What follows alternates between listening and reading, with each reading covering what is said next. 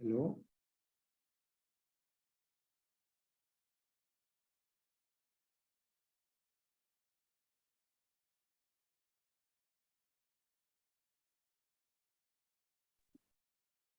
Hello, everyone.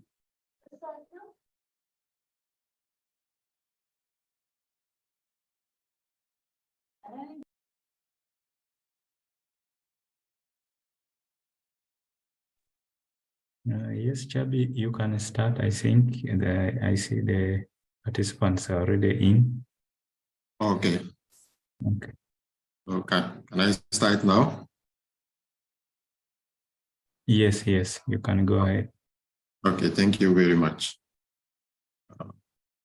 Hello, everyone. My name is Shabi from University of Abomey Calavi, and I'm happy to share with you the content of this model elaborated with Professor Dauda Kone, Director of WASCAR, and Dr. Salako Valet, and myself from the University of Abomey Calavi.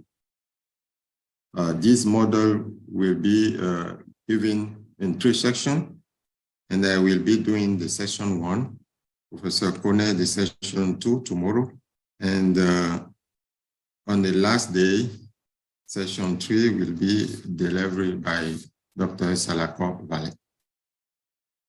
So, for the rationale, climate change has already challenged the agriculture sector in Africa by affecting crop yields and livestock production. So without adaptation, the long-term consequences of climate change will likely include reduced productivity and huge economic losses, food insecurity, poverty, and mitigation. But the integration of mixed farming with aquaculture has received considerable attention lately, with an emphasis on the incorporation of animal manure as fertilizer and nutrient for the promotion of natural feed in fish ponds. So in building capacity regarding the climate, smart crop, livestock, aquaculture integration, we hope to fulfill the SDG goal 2 regarding zero hunger and 13 on climate action. So to implement this module, we need to do some pre-work. Those pre-works is about in each country. In each country, you will need to do the pre-work before giving the lecture. By doing so, you may need to identify some farms, applying climate smart crops, livestock, aquaculture integration, or practical fieldwork. Learning by doing is much more better. So bear in mind that this course needs to be more practical than theoretical. So what is the situation in terms of market in your country? What are the links, professional works to the training? And what are potential employment opportunity linked to the model? It may need to be done to have the situation in your country and help the student to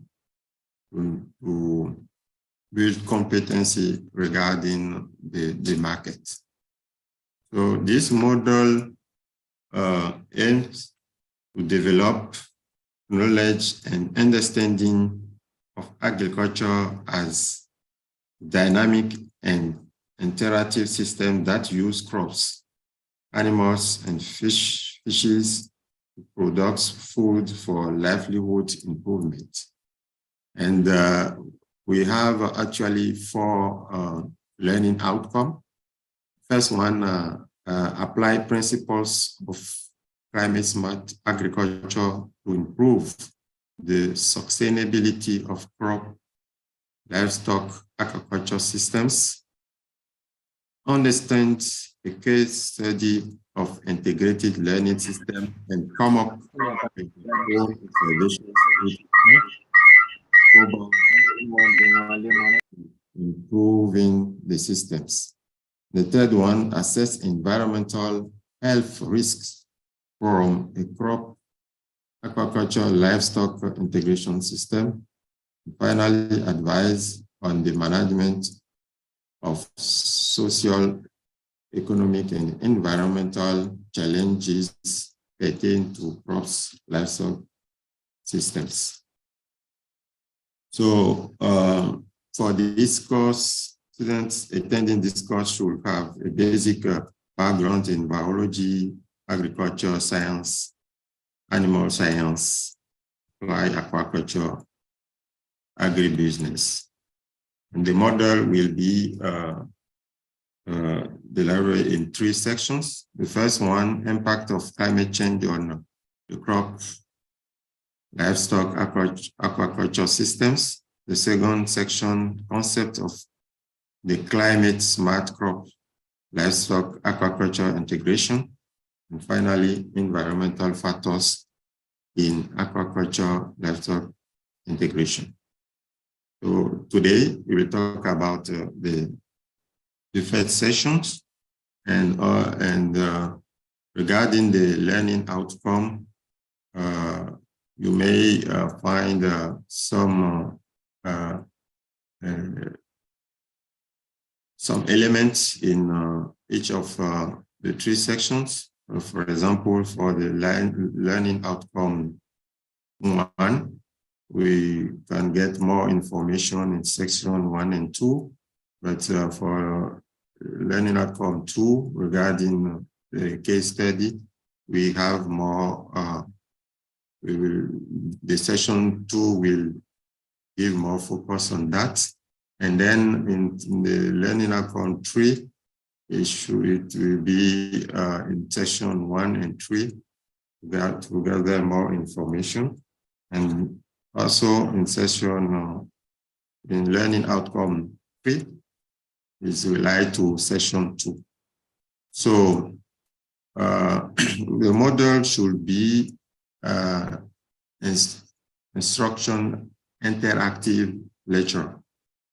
So that means more group work, seminars, class presentation, project work. So I will give some examples during my presentation. So the target audience maybe policymaker, development, practitioners, sectoral specialists and academic, trainer and extension agents. So normally we design this model to last for 50 hours. The first session 10 hours, second session 15 hours, and the last one, the third session, 10 hours. These, of course, include the exercise, group work, and everything. Also, it's very good to have to do a field work to put the students much more in practical aspects rather than theoretical one. Then what we are going to do today, I was announcing that, is talking about the session 1 regarding the impacts of climate change on crop, livestock, aquaculture systems. So the aims of this session, at the end of the session, participants will become familiar with the concept of climate smart agriculture integration, crops, livestock, aquaculture systems. So it's a kind of having some introduction to the model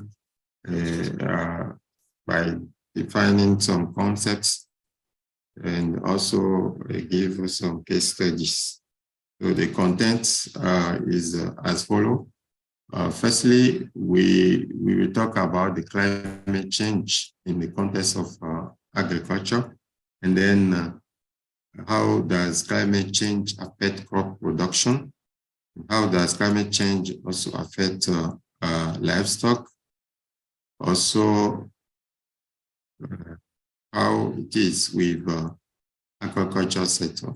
So we will talk about the abiotic and biotic stresses affecting crop, livestock, and fishery, climate change adaptation option for integrated farming systems in the last section, in the last paragraph of this section. Then the first one, I think you are, all of you, you are specialists in this domain, and we will not take too much time to explain the basic concepts, but you may know that in that diagram, it shows the relation between temperature and heat impacts. Each link at the temperature and the heat impact, and each link involves risk and uncertainties. So it shows the impact here cover many dimensions. What is important to stress here is that the risk intensity, the risk intensify as temperature rise. Many of the risks are transmitted through water, extreme weather events such as floods, droughts, storms, and sea level rise. Here, when comparing model using only natural forcing in blue, and one using combination of natural and anthropogenic forcing, you may notice that the temperature increase highly in the situation of the combination of natural and anthropogenic forcing. So climate change is it really is real, and is shown here regarding the increasing of temperature when taking into account the anthropogenic factors.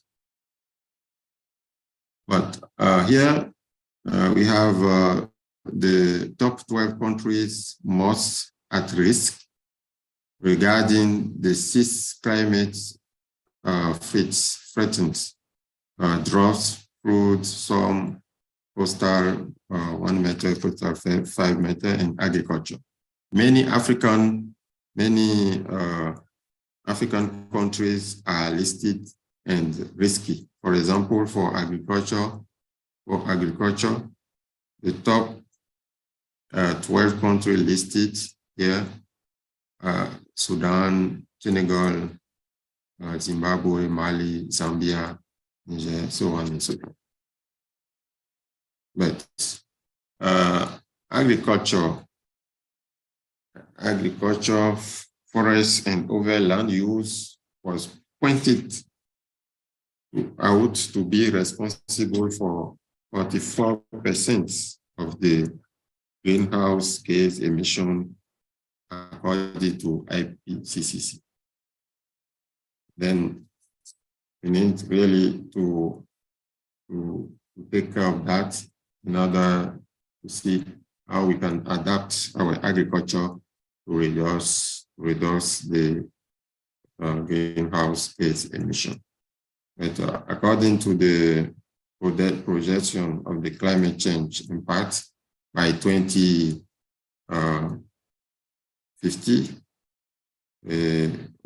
this predicts depression of agricultural yields in most countries, especially our African continent, with a reduction value of 50% in some countries. The one really in rights. Also, water availability is projected to change drastically by the middle of 21st century, as it shows in here. Same thing for the intensity of rainfall events. The world will also experience more intense rainfall events, especially in Africa. In Africa, more than 50 according to the units. So agriculture, climate change, food security, and poverty reduction are inextricably linked. So as the world population grows to a projected 9 billion by 2050, agricultural production must also increase by an estimated 70% according to FAO. Climate volatility, more frequent extreme weather events, and temperature change increasingly threaten the viability of agriculture and forestry sector and rural infrastructure through the world. So especially here, what I will just advise, as long as it's always show that there is a link between population growth and agricultural needs, it might be also good, for example, to give exercise to the students that based on the literature review, they can establish the correlation between the agricultural yield or some speculation, African countries, and population density. By doing so, this will force them to build a data matrix from the literature reviewed to join these links between agriculture and population density. So agriculture is therefore part of the problem and part of the solution to climate change. Right. So, because agriculture use 85% of water in developing countries, use 48% of land, is responsible for 24 greenhouse gas release into the atmosphere, 1 million hectares of irrigation land lost each year, and 13 million hectares of tropical lost each year due to extensive agriculture. So regarding that, I will because the key impact, one of the key impacts that millions of people will face increases water stress. So in the agriculture, the area suitable for agricultural length of growing season and yield potentially is expected to decrease, particularly in semi-arid and arid area. So also for the fishery, we may have some decrease in fisheries in large lakes due to raising water temperature. According to the health, more shifts.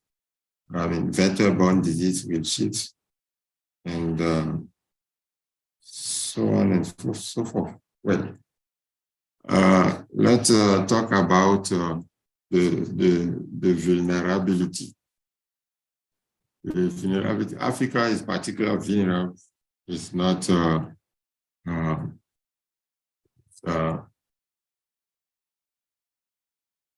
is a truth according to that, according to what I was saying regarding the climate change impact in data sectors. So we need then to see a way to reduce that climate impact on agriculture. And one way could be much more having some adaptation methods such as integrative agricultural system. So in the sectors, how does climate change affect the agriculture? Many things is listed here, and like decrease in crop yields, change in abundance and distribution of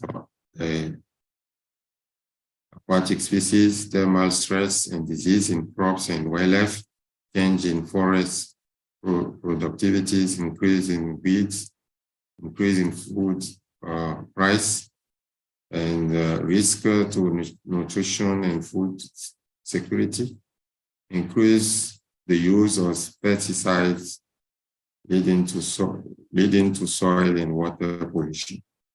So those are some key elements to have focus on in order to reduce the impact. So according to the climate change on the crop production, what can we say here? Firstly, how climate change is likely to affect crop production and food security. This can be through, for example, insect pests, salinization, soil erosion, severe storms causing destroying culture, for example, droughts, torrential rain. So those are many drivers causing impacting the crops from climate change. So for each commodity, for example, we have here all kinds of impact. High nighttime temperature, high temperature during pollination, water stress. For soybean, for example, water stress will be challenging. High temperatures, rice, for example, temperature extremes during pollination, water management. For cotton, high temperature during ball field, for example. So we here you can see the likely impacts of climate change on cereal production globally and in South and Southeast Asia.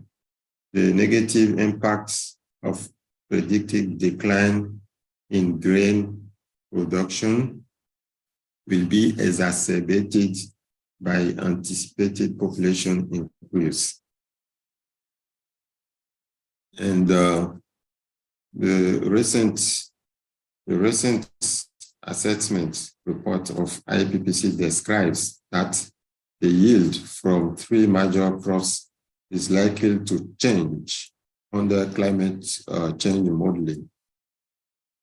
However,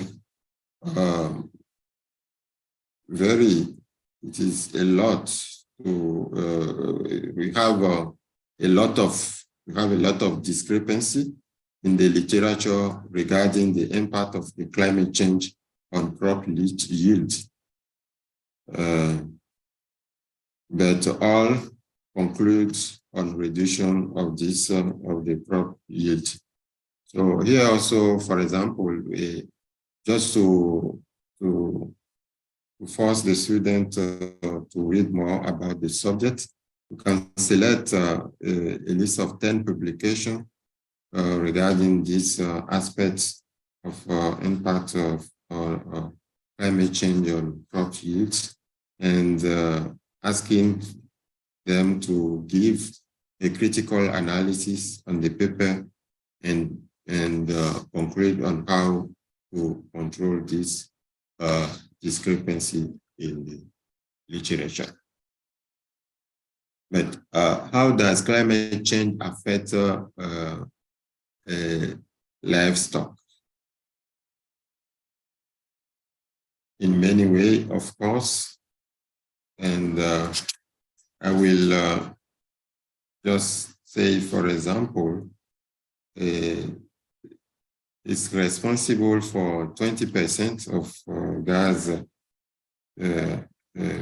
greenhouse gas emission, and so these four sources are especially larger contributor. The CO2, CH4 from the gastric, CH4 from manure, and NO2 from fertilizer. So what is the emission by species? The top emission is obtained from beef, and then followed by the cattle. But remarkably, we see that pork get a high emission regarding the CH4 from manure.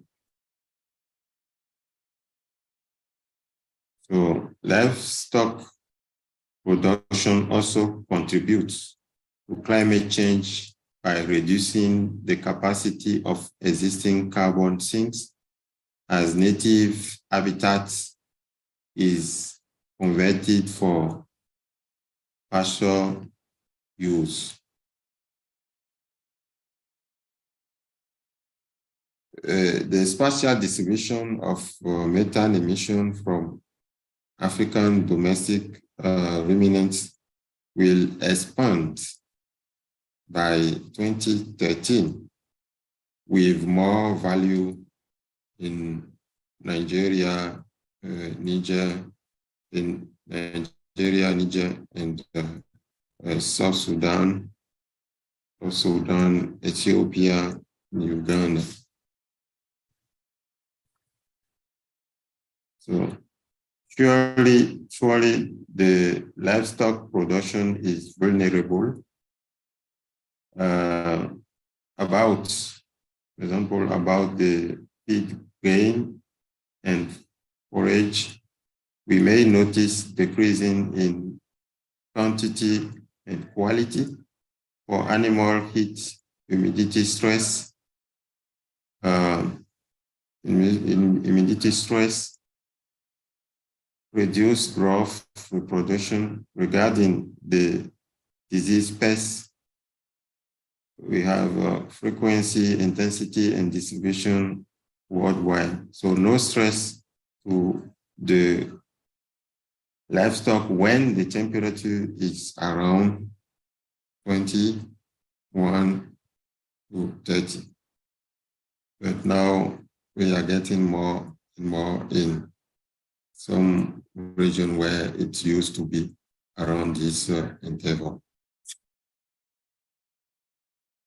So how climate change affects aquaculture sector? I don't know if at that point I can stop here for question or finish. I just need to finish and then we get to the question at the end.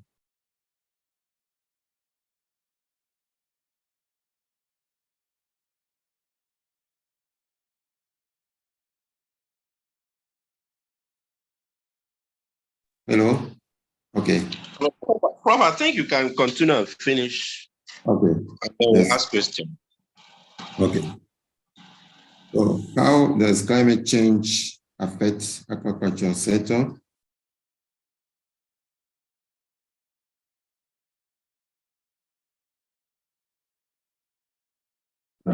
Climate change may affect fishery and aquaculture directly by influencing fish stock and the global supply of fish for consumption, or indirectly by influencing fish prices or the cost of goods and services required by fishermen and fish farmers.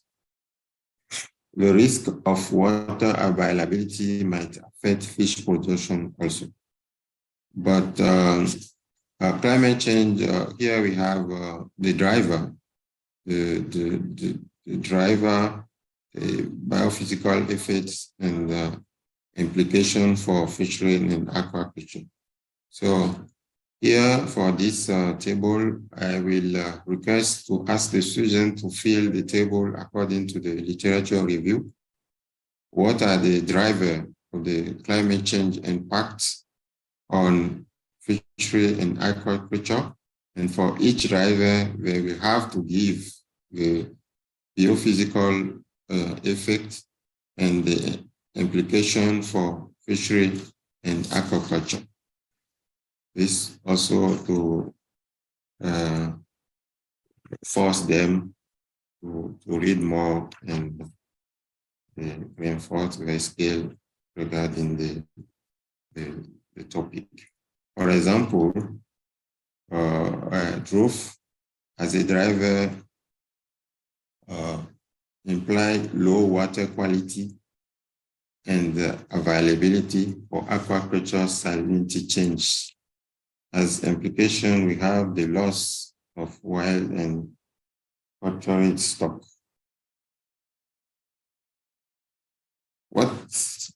Regarding the abiotic and biotic stresses affecting crops, livestock, and fishery, what can we say there?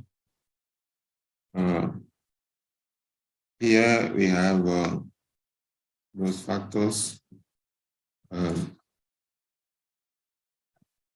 Abiotic stresses can be atmospheric, edaphic, acidity, or nutrient deficiency, low organic matter content. Organic matter content is regarded as a vital component of healthy soil. Its decline results in a soil that is degraded. So also we have chemical polluants as abiotic stress and biotic stress. So we have pests and pathogens. Those also are aspects that is much more exacerbated by climate change impact. So now coming to the practical application policy questions. In this session is good to provide a practical application as example of tool and method that can contribute to respond to a policy questions such as what component of farming system are particularly vulnerable and that requires specific attention. Can the water irrigation system meet the stress of change in the water supply demand? And will climate significantly affect domestic agriculture? Finally, when we have all those information on the impact of climate change on livestock, aquaculture, agriculture, what we need to do to have some adaptation option. So what is adaptation? responding to climate change requires action on two fronts. Firstly, adaptation to the consequences of current and future climate change. And secondly, mitigation of climate change by drastically reducing global greenhouse gas emission, avoiding future emission in developing countries, and ensure carbon sinks like the rainforest are preserved. The terms adaptation encompasses a broad range of responses that help governments, communities, and individuals cope with the impact of climate change. So what are some of the adaptation options for agriculture? Can be altering cultivation and sowing times, drought-resistant crop varieties, soil and water conservation, agroforestry, fisheries management and governance, change in livestock management practices, in situ and ex situ genetic conservation, crop yields, focusing and yearly warming systems, agricultural climate risk insurance, more research needed, of course. So we also need, especially to have focus on the soil. Focus on the soil data. Soil have lost on the organic matter during the 20th century, and condition use correct farming practices will allow the offsets of between 24 and 30% of current global annual greenhouse gas emission. In 50 years, with the right policy and incentive, worldwide soil organic matter content could be restored to pre-industrial agriculture level. So soil must be part of the solution, of course, and increasing organic matter content in soil will really get higher soil fertility, higher capacity to hold water, higher soil quantities, less erosion, higher soil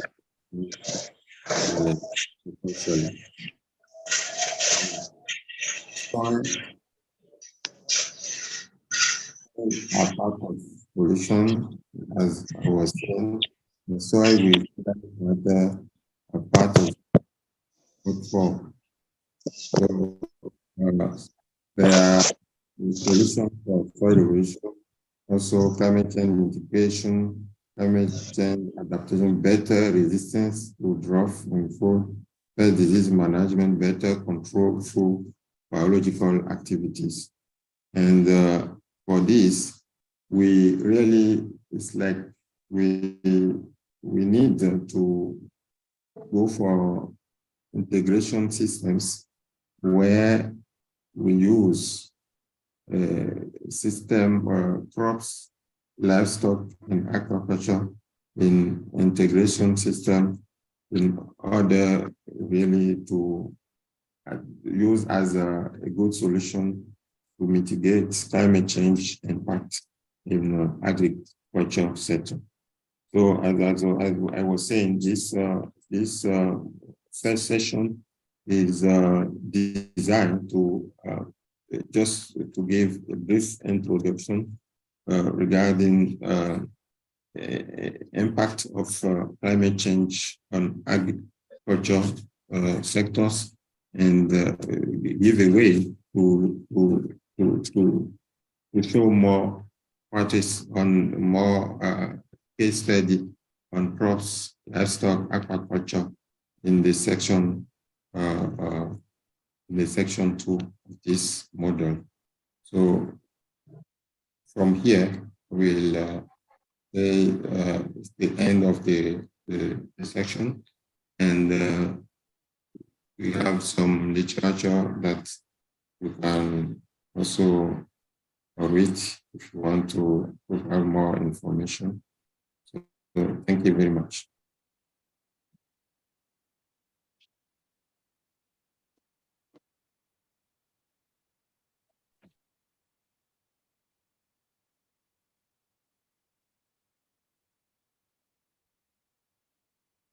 Hello.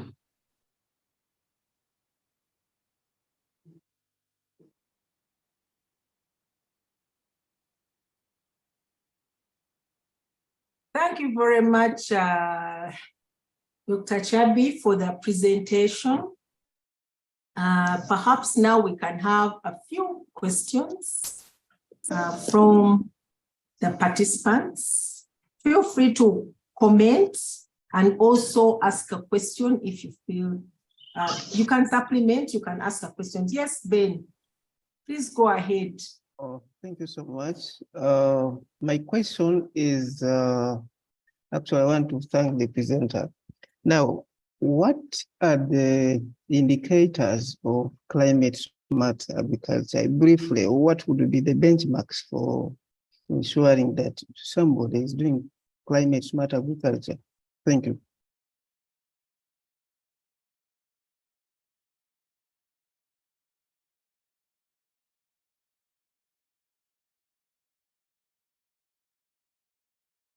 More questions, or Chabi, you want to respond to that?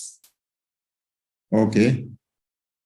If we don't have other questions, I will go for that. Traditionally, the way we used to do agriculture is we used to waste a lot of things. I mean, when, for example, the residue that you get from the crop production, if it is not used to feed the animals, for example, it's like you are wasting some product there that can be used in an integrative way to sustain the systems. So, like combining agriculture, livestock, and aquaculture, it's like using the garbage from one section to another to feed another one in order to make it more smart and more sustainable with no waste of material. Those could be one of the indicators that you can get if you are visiting a farm where they are doing that integration of agriculture in incorporating crops, aquaculture, and livestock.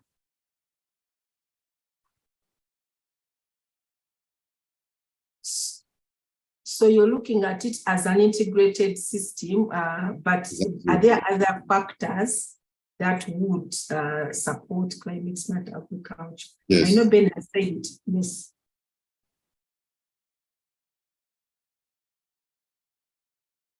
Ben is not online?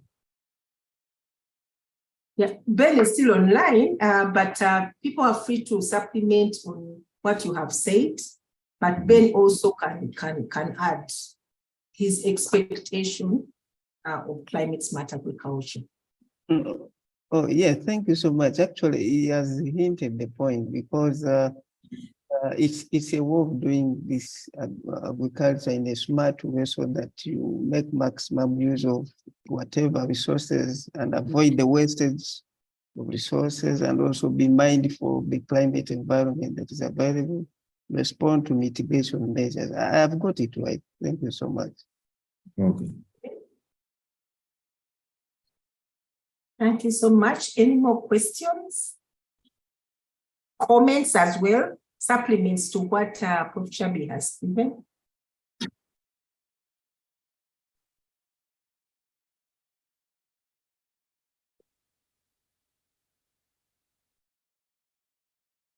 Charles, you want to comment?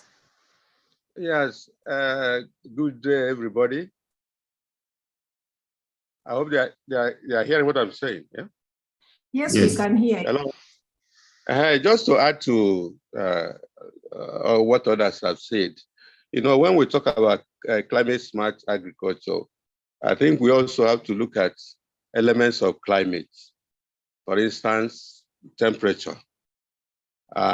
If temperature is increasing, how do we, you know, make farmers have a practice that can, you know, make sure that this temperature increase does not affect crops? Something like mulching. Mulching, you know, the explanation I've given is integrated farming. But if we look at the climatic elements, they are changing from the normal. As I said, temperature, relative humidity, and so on. The systems that we can adopt or recommend to farmers such that that's a drastic change or so will not affect their crops or the animals, then we will be mitigating the effect of climate change. So just to add my own point to what they have said. Hello? Yes, we can hear you, Charles. Yeah, I've dropped my own contribution. Thank you very much. I just wonder whether you can talk about technology in this whole fray. Is it something, Dr. Chabi, you can talk about? Where is ag technology in that smartness of the agriculture? Yeah, I mean, the session 2 will really talk about that, as long as going to show some case studies.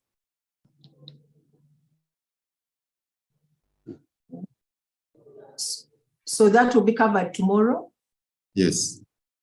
Oh, okay, thank you very much. Okay, more questions, or do we comments as well?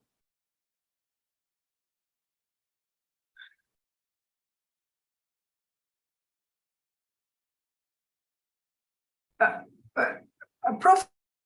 Chabi, one of the things that we had anticipated in this engagement is that you also kind of highlight a few questions that need to be captured when, for example, the team on this call wants to have this session delivered in their institutions, or identify people who can do that. Do you think it's something that you can articulate here, or do we have to wait for session 3 for us to be able to get those highlighting the issues that we have to pay specific attention to in livestock and crop stuff? Yeah, I mean, in order to avoid repetition, I will suggest to leave that for the when we finish with the last session, then we can come out with those questions. Oh, okay, Ben. Ben, please go ahead. Oh, just to request for, is it possible to for the presenter to share with us the presentation PowerPoint? Yes, Yes. the presentation will be shared, and the recording as well. Okay. Oh, thank you so much.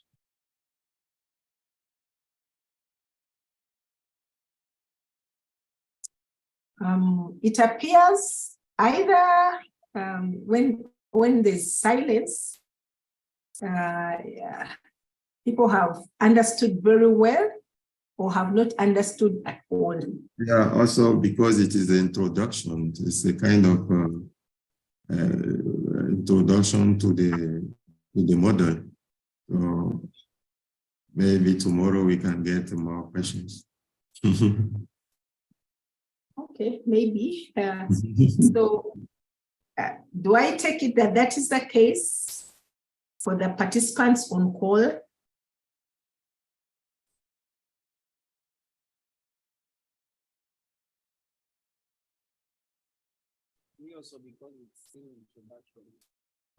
Okay, thank you very much.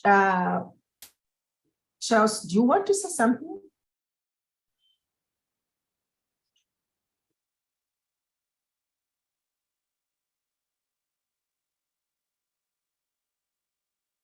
Charles, do you want to say something?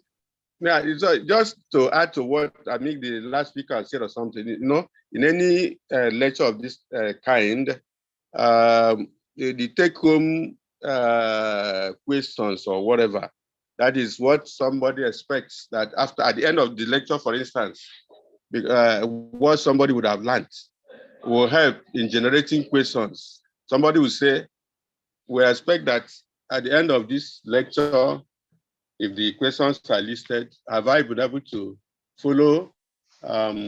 If I am not able to follow, then what is the clarification? That is expectations of participants from the lecturer. It's supposed to be listed so that if it was done in this way, I joined late anyway, sorry.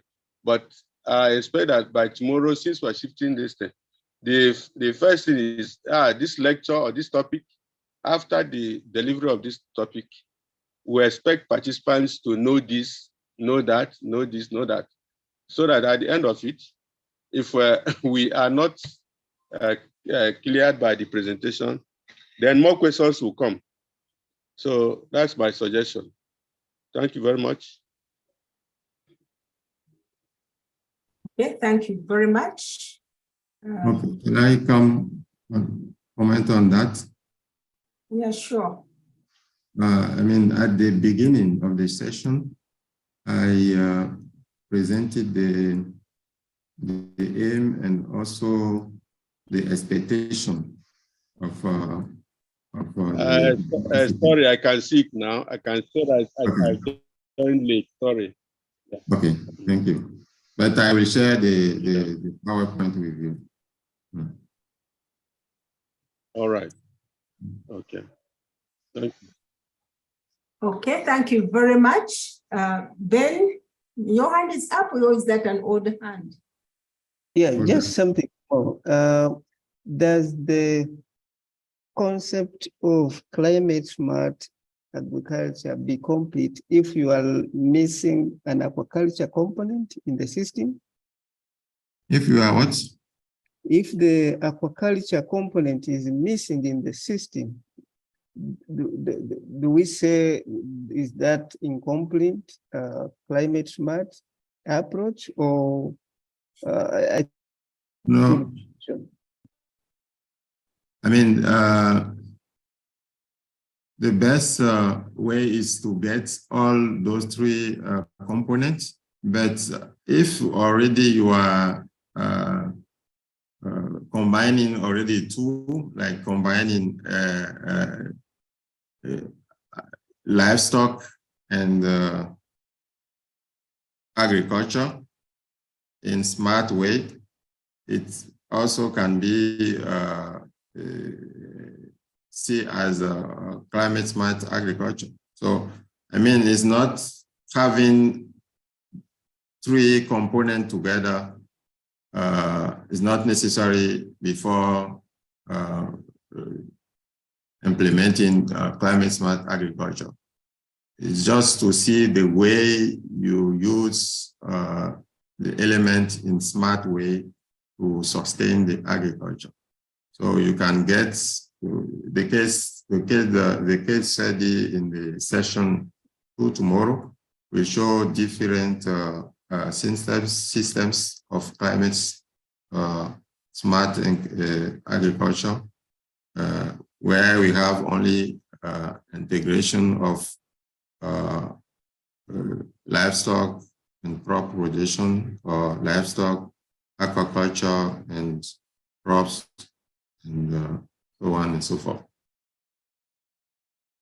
Thank you. Thank you very much for that clarity, but also to let you know that we have both these modules in several tracks, and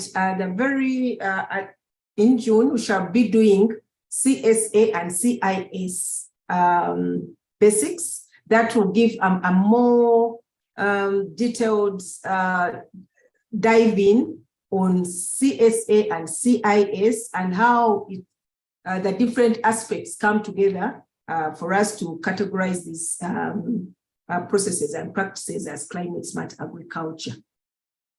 But for now, I want to thank you all for coming in.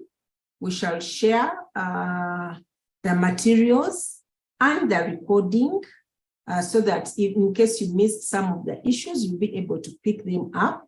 And like Professor Chabi has said, this is the introductory module of session. This is the introductory session of the module, and we shall have a little bit more detailed engagement tomorrow at the same time and on Friday.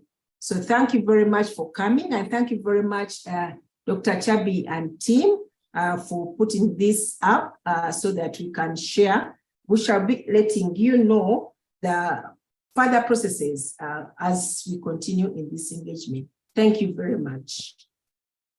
Thank you.